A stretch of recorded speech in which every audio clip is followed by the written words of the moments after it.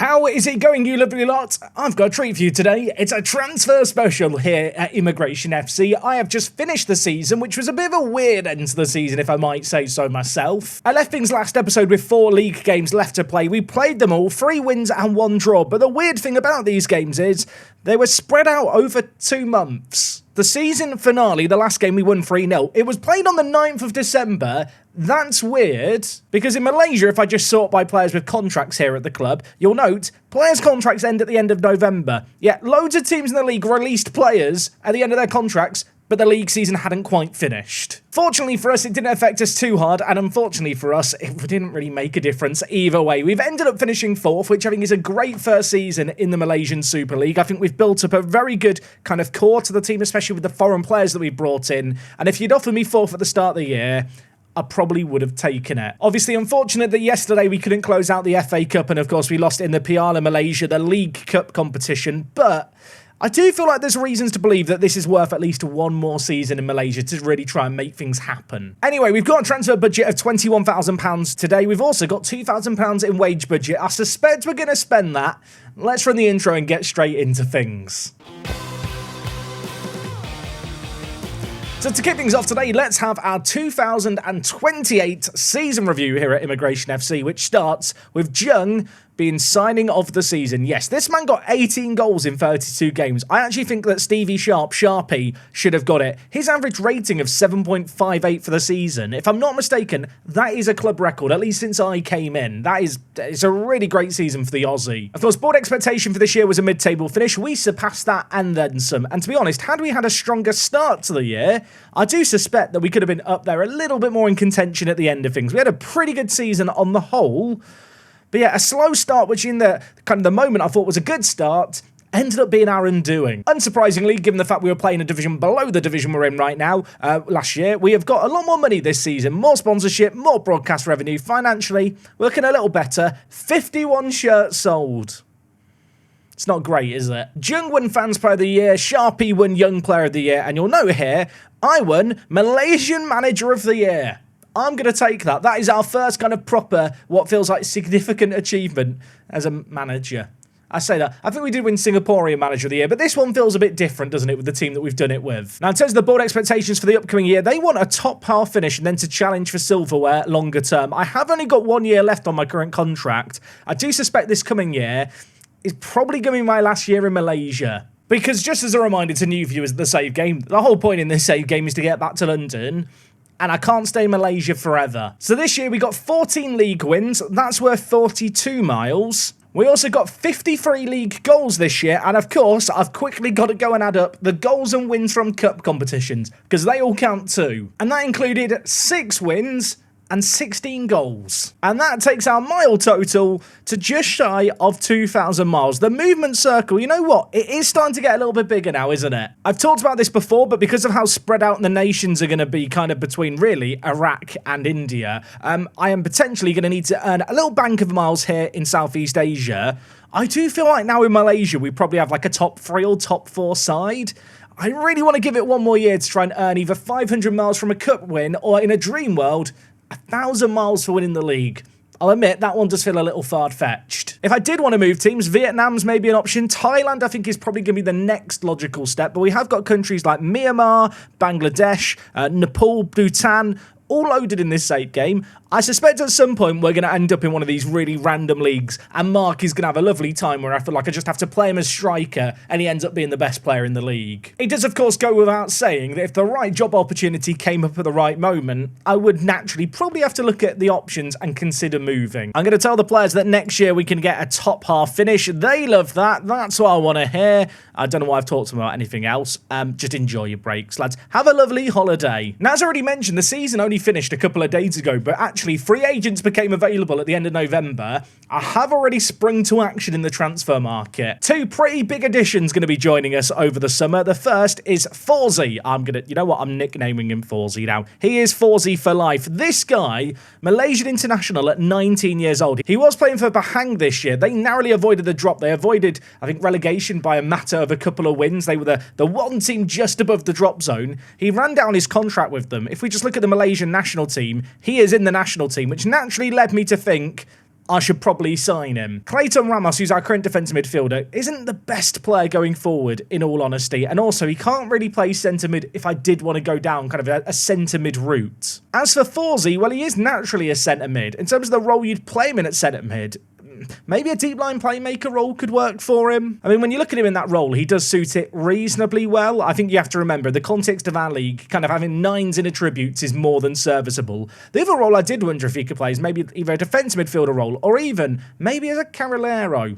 I don't think I've ever used a Carrilero on a YouTube save game. That could be fun. And the other man we've snapped up is another free agent who just looks absolutely quality. Another player with international caps. Admittedly, Hakimi is not currently in the national team setup. He was in it once upon a time. He can play left mid and at striker, which is something I'm considering right now. And by considering, I mean I'm considering the option of a left inside forward. Maybe. I don't know if this is a good solution or not. Like I said, I think once the players arrive and I've had a bit of a time to think, maybe see what other players are out there, I'll have a better idea of shape. It is worth noting, Sharp can play on the right-hand side and is left-footed. He is actually a really good inside forward. Maybe there's a world where I go for something like this. Maybe I could go for a back four. Maybe I go for a 4-3-3.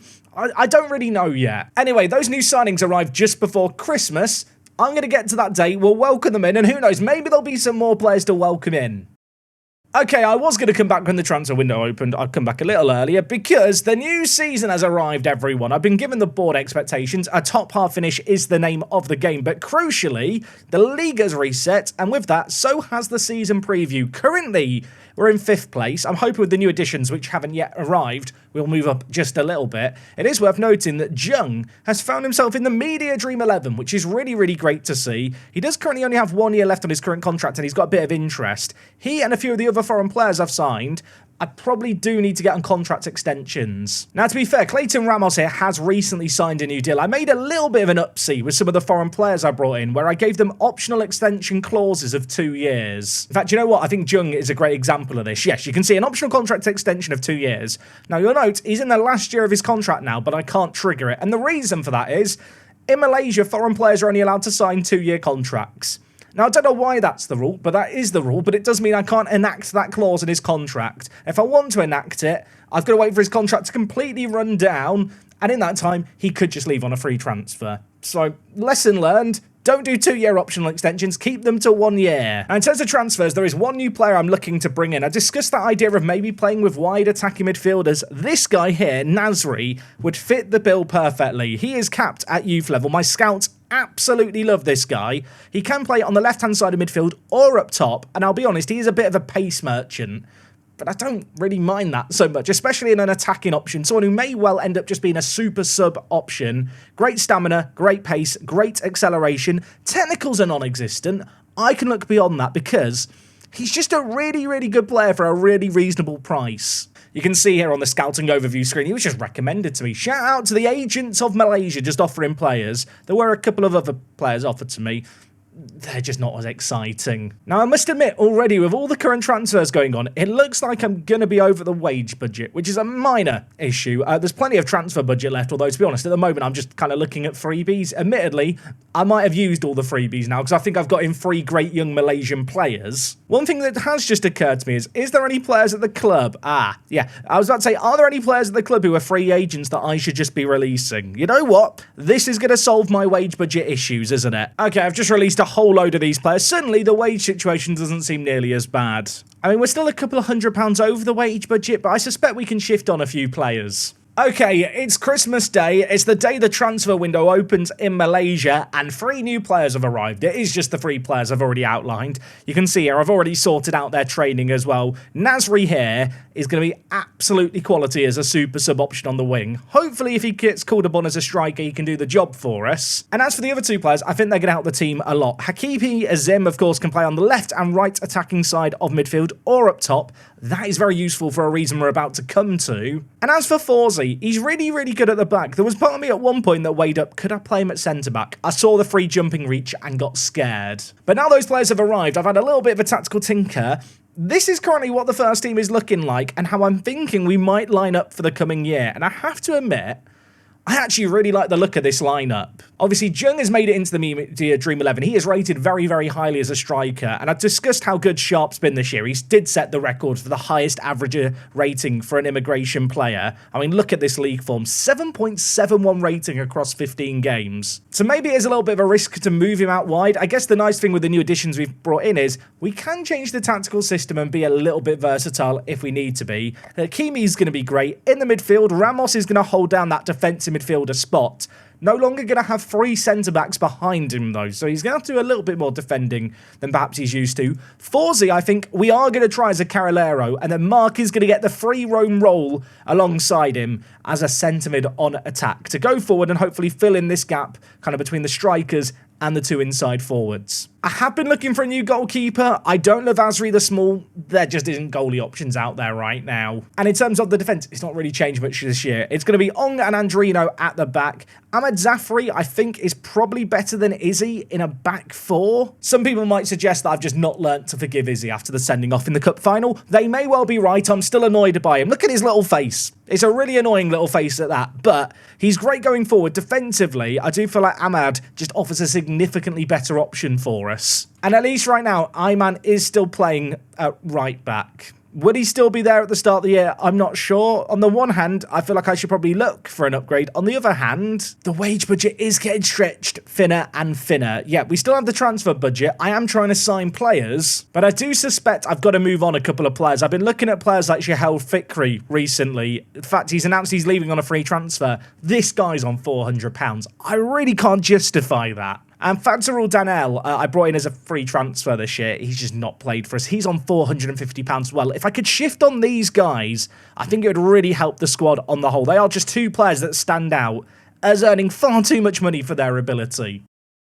Okay, it's 2 weeks later, it's the 8th of January, and, well, pre-season is starting to get in full swing. We've got friendlies scheduled for in a couple of weeks, but crucially, in the market, there's a deal going on. Firstly, I should probably point out the fact there has also been a sale. Yeah, Shahel Fikri has left the club. I was able to get him off the wages, which was massive. I didn't really get any significant money for him, but last year he was just a passenger, and his physicals, to be frank, have just fallen off a cliff. You might note in terms of transfers in, no more additions besides the 3 men I already mentioned weeks ago, it feels like now, but crucially, a sale. Lorenzo Napoli is leaving the club for £17,000. We signed this guy in a free transfer, struggled to start him in games, and when he did play, he didn't feature that much or perform that well for us. I guess the main issue with him was we're only allowed 6 foreign players in the match squad. I think you're only allowed 5 or 4 on the pitch at once. He was always that extra man that was awkward to bring on. So when there was a bit of transfer interest in him, I just felt like I had to take it. £17,000 for him sounds like absolutely nothing. For us, that is not insignificant money. There are a couple of players in our youth team that I'm now trying to get rid of. I say youth team, you'd think that that'd be youth players, wouldn't you? It's not. It's just players like Danel and also Fergus Tierney, who, with respect to them, are just on too much money for what they actually offer the team. With the Napoli sale, though, you can see here our transfer budget is up to £30,000, which feels pretty good, and wage budget-wise, there's £900 to spend if I can find the right option out there. In terms of my blocked-out lineup, it's not changed over the last few weeks. I am pretty settled that this will be my starting 11 for the year. I will admit, if I do have a concern, the drop-off in quality from the starting 11 to those below the starting 11 is rather significant. Perhaps there's a couple of exceptions. I think Nasri here is going to be a great option, like I keep bigging up. And Ali, who joined us halfway through last year and I have been training to play centre mid, I think is another player who will be able to just be a good impact sub on off the bench in the wider areas. I do feel like with this kind of system that we're playing, those wide attacking midfielders are the positions I like to swap out the most if things aren't quite working and connecting in the final third. Just having quick, pacey options to bring on against a tiring defence is always really nice. Our current first team sits at 25 people, which is a really, really good, healthy number that I'm relatively content with. The overall squad balance is good. If I was going to identify problem positions, I think it is still right back, and the goalie positions I'd love to resolve. But if I'm going to resolve them, I've got to do it with players from Malaysia, because we're already up against the foreign player limits. that does make it more difficult, and I have kind of made a conscious effort, and I think it's evident from the team star ratings here. I think it's better at this kind of level in this kind of league to stack the attacking midfield with a better quality and just kind of try and score more than the opposition. And if you were wondering, Jack, has the team actually kind of seen significant improvement with the new additions we've made? I think that this is the best indicator that we are in a good spot. In terms of the season preview, we are third behind JDT and Saba. Now, admittedly, JDT are massive, comfortable favourites, but the fact we've moved up a couple of positions already this pre-season really fills me with optimism. Now, I have been looking at goalkeeping options. There just isn't really any players that give you massive inspiration. I mean, there's a man here that's been recommended to me who plays for the Oslo Football Academy. Confused as to why he's been recommended to me. Also, why is the Oslo Football Academy in Senegal? There's definitely a story there, and I just don't know it. Either way, apparently I could sign this guy, but like I've already mentioned, I'm already up against my foreign player slots. I did earlier on in pre-season upgrade our scouting range to Asia and Southeast Asia as well, and have a look at maybe dropping Ong from the starting 11 and then bringing in a Southeast Asian goalkeeper to solve the problem. The issue with that was, if I was to drop Ong, Azrin is the man who'd probably have to play at centre-back. And I love Azrin, and he was a regular starter for us last year, but I am quite happy to see him dropping down to the bench in the pecking order and getting in a new Southeast Asian goalie to then just bring in Azrin. It just doesn't seem smart, does it? I did look at players with Malaysian caps who have played for the Malaysian national team in goal, and the players that showed up just aren't really solutions. I think of all of them, Ifwat here was the one who I thought, maybe? But actually, when you compare him against Azrin the Small, he's just not... Well, he is an upgrade, but he's not a massive upgrade. I mean, when you look at it like this, I'm sat thinking, would there be any harm in actually just bringing him in and giving him a chance? Maybe there wouldn't be. I think it was the slightly lower shot stopping that put me off the idea of signing him. I mean, how much is he going to cost me? £16,000 for him. That's not cheap. And last year, he was PDRM's backup goalie. He conceded 5 goals in one game and never played again. You know, I'm just going to keep Azrin, I think. There was one other goalkeeper who I did look at who was a Malaysian free agent, and it was this guy, Asfar, who I feel like his polygon looks really impressive, but then you remember that eccentricity isn't necessarily a good thing if a player hasn't got the ability to back up their eccentricness. And when you compare him against Azrin, again, I mean, when you look at it like that, maybe he is an improvement. I'm not sure. I guess I could take the Mikel Arteta approach, couldn't I? I could sign this guy Asfar as the backup, give him a few chances, a bit like Raya versus Ramsdale, and then whichever one I decide just isn't good enough, I'll just sell to the Malaysian Southampton next year. I mean, a free transfer, he's a backup. Maybe that's just a sensible signing to make. I had been looking for fullback options as well, and one of the ways I'd actually been looking at players was to look at the league below us and then the Media Dream 11, because there were actually some pretty exciting players like this guy out there. Ignore the misassigned regen face here. Look, he's 20. He can play both sides in the fullback area. The issue is this valuation. If I just try and submit an offer of, let's say, £10,000, they want £55,000 for him. And as good as he is, I can't afford that. Negeri Sembilan were actually relegated last year. There was another one of their players that I did look at that I really liked the look of. It was this guy, Nordin.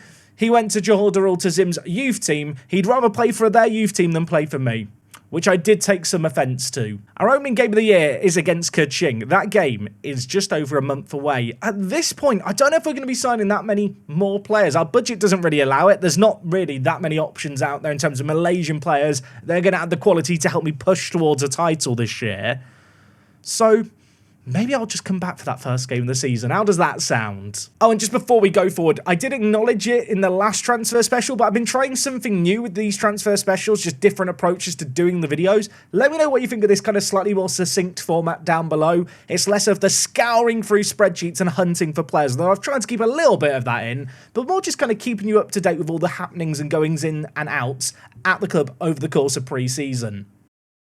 Okay, well, pre-season is done. It is time for the main event, the start of our second season in the Malaysian Super League, and I'm hoping that this year, maybe, just maybe, we can challenge for the title. Now, of course, you already have seen the bulk of the transfer dealings that I got done. I have done a little bit of late business, however. First and foremost, we made a sale. Tuan Ahmed left the club. Good to get him off the wages, because he wasn't on a small amount, to be fair. And with the money freed up, we've made 3 signings, one of which you already know about, and that is Asfar Arif. This is the goalkeeper who I wasn't 100% sold on, but truthfully, I think he probably is an upgrade on Asri the Small, and at the very least, I can kind of have these two players battle it out. To start the year, I am going to give Asfar the nod. And while the other two players I've signed, kind of luxury signings, I suppose, I've actually made 3 signings. We'll talk about the extra one later, but the first of them is Silvino Barrera. This guy is another Aussie. Yes, the Australian invasion is beginning here in Malaysia. Signed again from the Canberra Academy, and if we look at things here, you can see he is a left winger who I'm currently training to play on the right-hand side as well. I'm basically viewing him as a foreign player who can be on the bench,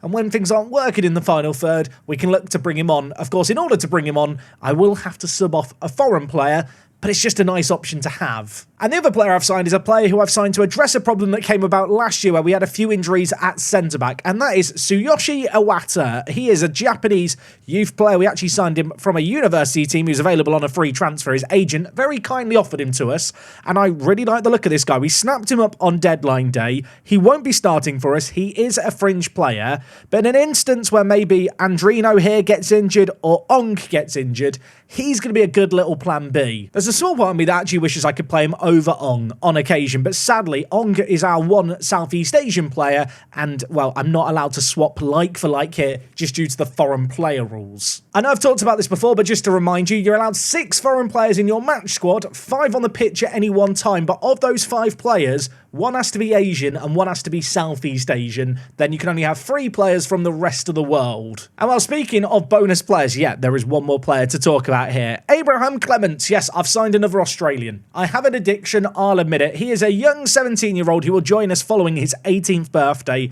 Again, from the CU Academy. It's good to use this team again because I've not used them for years in Football Manager for players.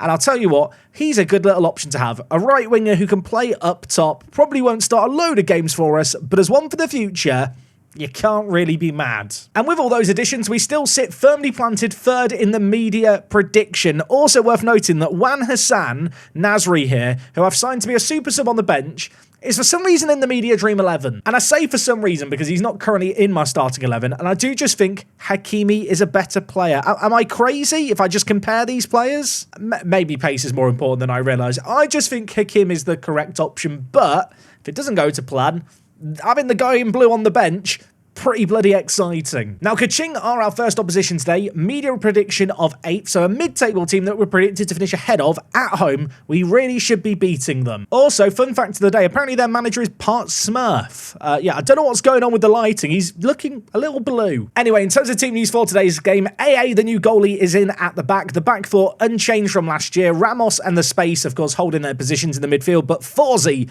joins us to play that new Carolero role. Very excited to see how he fares there. On the right, we've got Sharpie. On the left, we've got Hakimi. And up top, we've got Jung. So, not a load of new faces in the team this year, but it's definitely an improvement on last year. There is a lot more strength here. Excited to see how the new system fares too. Our possession, I've not changed too much yet. I'm not looking for us to press higher up the pitch, although that is something I might monitor. I think this year we're going to be less of an underdog. It's maybe going to be honest to try and pressure teams into mistakes. In transition, counter press, looking for the counter as well, and we are going to try and distribute it out from the back and really try and build from the back when we can. And in possession, nothing too fancy going on here, slightly higher tempo and looking for overlaps. I will say now, I've had to play a lot of Football Manager today for today's video. Yeah, we've played months at this point. I really hope you've enjoyed today's video. Hopefully, we're going to end it on a high. If you have been enjoying things, you know what I'm going to say. Down below, leave a like. It feeds Editing Jack's ego, so do it for him. Okay, interesting to note, they are also going with a 4-3-3 in this game. We've got our own, and well, we're going to have a chance early on, perhaps. Ball whip back post. Andrino saved off the line sensationally by the keeper. Okay, well, that chance 5 minutes in was the opening opportunity. We might have another chance from a set piece here. Keeper does not deal with it well. It's in a dangerous area. Ong, the centre-back, lays it to Sharpie. Iman, playing, of course, at right back, gives it back to Andrino. Fullbacks are going to be important for us this year, one of which, of course, is Iman. He can deliver it. He does deliver it. And Hakimi, he might not be in the Media Dream 11 at left wing. He's in our 11 at left wing. Okay, I'll admit it. That was an awful sentence and not my greatest commentary. The whole point is he's not in the Media Dream 11. The man who's meant to be in the Media Dream 11 for that position is on the bench. I'm glad I've kept Hakimi on the line. He scored there. I feel like somehow in trying to explain the commentary, I made it somehow even worse. Let's not question it. Let's hope that Football Manager can distract us with another goal. That would be nice, wouldn't it? I mean, it's good to get one goal from kind of a set piece that wasn't fully dealt with. I'd love to see some open play, build-up play, and just reaffirm in my mind the fact this 4-3-3 can actually work for us. Hamdan for them has the ball at the back, gives it to Azrael. We're going to step up here and try and force a turnover. They are, well, forced to go long, and in that, we regain possession. Zafri gives it to, well, Ramos in the midfield. He's now going to play it forward to Sharp. That's an incredible ball across. Sharp has a couple of options in the middle. Gives it back to Ayman. Fauzi, on his debut, gives it to Ramos. Mark shoots. Oh, my word. What a team goal that is. What a sensational strike that is, too. You might have spotted it earlier. Mark is now club captain, by the way, and he is leading by example here. Yes, we've given him the armband in a full capacity, and he is leading by example. What a shot that was. We're 2-0 up in this game. We look good. Mark wins it in a great area. Now it's Sharp bringing it forward. Back to Mark. He's charging forward. He skips past his man, and he very nearly had a second wonder goal. Less than 10 minutes left of this first half. It has been a very dominant affair. We've not created a load of opportunities, but we've limited their chances despite possession being very 50-50, which is maybe a little bit of a surprise in such a mirror matchup of formations. But we are looking competent here, and well, we're going to get the ball into a wide area. Fawzi, Sharp, in that middle area, shoots. Okay, well, everyone wants to score screamers apparently today. That was not far wide, though. Couple of minutes left at the end of this first half. We've been absolutely rampant here. 2 goals up. Probably a fair reflection of how that game's gone. They have struggled to create anything. I'm very happy with how things are going. Keep it up. Couple of players I'm looking at thinking maybe they could do better. Jung, Forzi. Won't sub them off just yet, but I need to see a stepping up of them in the second half. Already beyond an hour played here. I said I wanted to see a stepping up in the half. It's not exactly happened. I'm going to look to make some changes here. Hakimi, I'm going to sub off. And you know what? Wan Hassan is in the Media Dream 11. Let's see what he's all about. Jung's not had the best of games up front, and whilst I have got Dowd, who I could bring in that striker area, I'm going to go for a different change, and this is a little bit of a risk, but I'm going to play Barrera, the Australian, who I am training to play on the right-hand side for this exact reason. He's going to come on and play on the right, and we're going to move Sharp up top. Of course, he was our big goal scorer last year. Let's see what he can do leading the line for half an hour. One thing that our team does have this year is super sub options, especially in the wide attacking areas. One is Wan Hassan. Maybe by the end of the season, he'll not be a super sub and he'll be the super starter. But the depth we've got is really impressive. And well, we are seeing it on full display here. Lovely build-up play. Ayman cuts inside, hits the crossbar and the post, but the ball doesn't go in. 18 minutes left. Forzi wins it back nicely, but I'll tell you what, Ismail's done well to come away with the ball. He's bringing it forward. He shoots. He hits the woodwork. And it might be 2-0 here. It's not done yet. Okay, with 5 minutes left of this game, I did just make a couple of changes a moment ago to bring in Alif and also Izzy into the team just for fresh legs. They've not done anything. They didn't need to do anything. We've won this game 2-0. Really impressive performance. I feel like we controlled good spells of that game. If I was going to be critical of anything, maybe it would have been nice to see more key highlights shown. We had a lot of shots, didn't see many of them. But you know what? A win is a win. I'm not going to complain. That is a really, really good way to kick off our Super League season. We will have to see how we fare as the year goes on. In terms of upcoming games, we take on Johor, Darul Tazim at the start of May. And as much as I'm sick of playing them in episodes, there's a high likelihood that game's going to have a lot on the line. So I suspect we'll be doing that one next time. Of course, there is also going to be the FA Cup and other stuff going on, so subject to change, I should say. Anyway, today's already been a slightly longer episode than normal. I really hope you've enjoyed it. There's been a lot of effort go into it, so if you want to show some love and support, it'd be greatly appreciated. We're back tomorrow for more action here in Malaysia. Do you want to see Johor tomorrow? Let me know down below. Besides that, I'll see you next time. It's me, Jack. I'll talk to you in a bit. I'm out.